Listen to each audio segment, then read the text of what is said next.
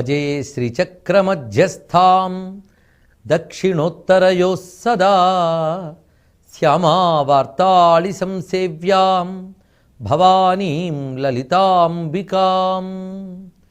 శివాయ గురవే నమః. శ్రీమాత్రే నమః.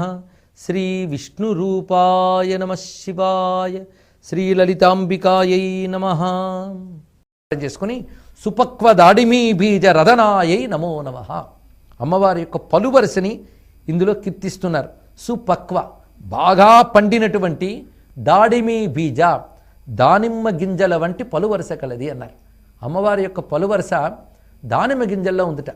పైగా బాగా పండిన దానిమ్మ గింజలు.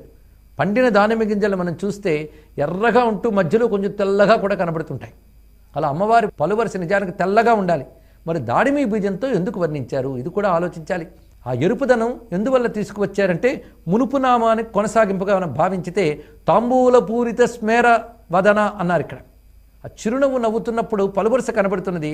తాంబూలం కూడా వేసుకున్నారు కనుక తాంబూలపు ఎర్రదనం కూడా కలిసిపోయి ఆ ఎరుపు తెలుపు కలిసిపోవడాన్ని ఇక్కడ దానిమ్మ గింజల వంటివి అని చెప్పారు. అంతేకాదు మరొక విషయంలో అమ్మవారి యొక్క పెదవి ఎర్రగా ఉంది.